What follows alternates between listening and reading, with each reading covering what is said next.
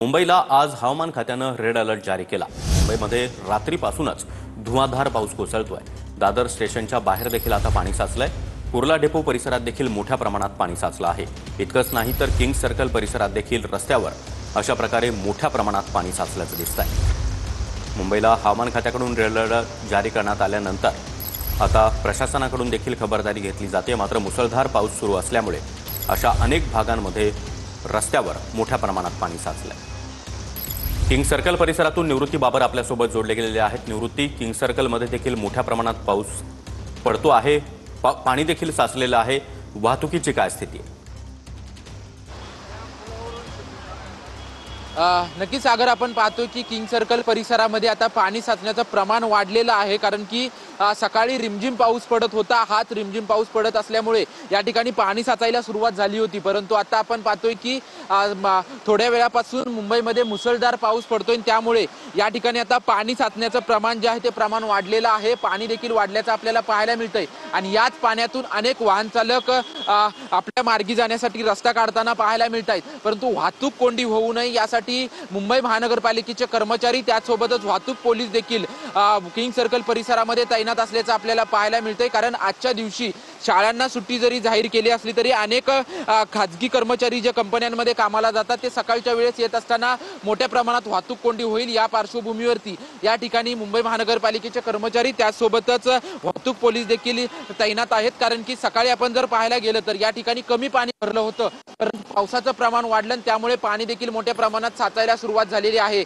मुंबई महानगरपालिकेचे एकूण 6 पंपांपैकी 3 पंप जे आहेत ते थोड्या वेळापूर्वी मुंबई महानगरपालिकेच्या वतीने सुरू करण्यात आलेले आहेत आणि या पंपाच्या माध्यमातून पाण्याचा निचरा करण्याचं काम सुरू आहे। मुंबईमध्ये जवळपास अर्धा तास जरी मुसळधार पाऊस पडला तरी जे सकल भाग आहेत त्या सकल भागांमध्ये पाणी साचायला सुरुवात होतं। त्याच सकल भागापैकी एक म्हणजे किंग सर्कल आणि हिंदमाताचा, त्याचसोबतच गांधी मार्केटचा तो परिसर आहे आणि याच परिसरामध्ये आता मोठ्या प्रमाणात पाणी साचायला सुरुवात झालेली आहे।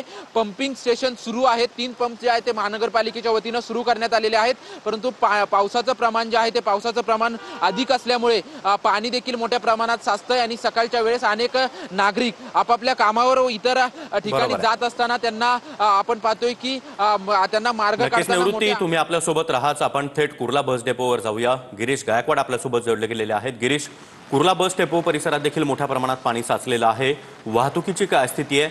सध्या हे पाणी काढण्यासाठी काही उपाययोजना करण्यात येत आहेत का?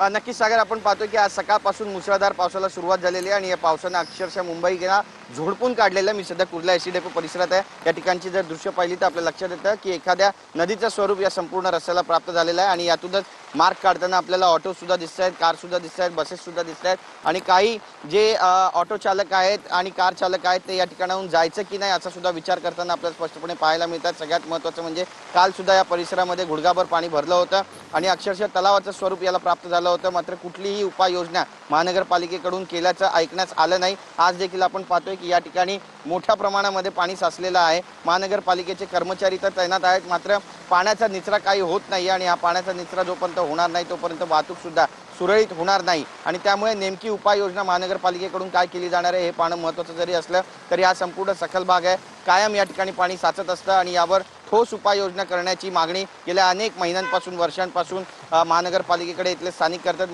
मात्र कुठलीही दखल त्यांची घेतली जात नाहीये। सगळ्यात महत्त्वाचं म्हणजे आसपास असलेला चुनाभट्टी परिसर असू द्या, घाटकोपर परिसर असू द्या, सायन सुमननगर परिसर असू द्या, या ठिकाणी सुद्धा पाणी भरायला सुरुवात झालेली आहे आणि त्या पाण्याचा निचरा नेमका कसा होणार हा आताच्या घडीचा सगळ्यात मोठा प्रश्न आहे। महानगरपालिकेचे बरेचसे कर्मचारी सध्या ग्राउंड झिरोवरती तैनात आहेत, अनेकांच्या सुट्ट्या रद्द करण्यात आल्या आहेत, अनेकांना कामावर येण्यास सांगण्यात आलेलं आहे। मात्र पाऊस मुसळधार आहे आणि इतका मोठा पाऊस जोरात पडत असताना नेमक्या उपाययोजना कशा पद्धतीच्या असल्या पाहिजे यावर आता चर्चा सुरू झाली आहे। बरोबर आहे गिरीश, तुम्ही आपल्या सोबत राहाच। आपण थेट मंत्रालय परिसरात जाणार आहोत। निखिल चव्हाण आपल्या सोबत जोडले गेलेले आहेत। निखिल, मंत्रालय परिसरामध्ये काय स्थिती आहे?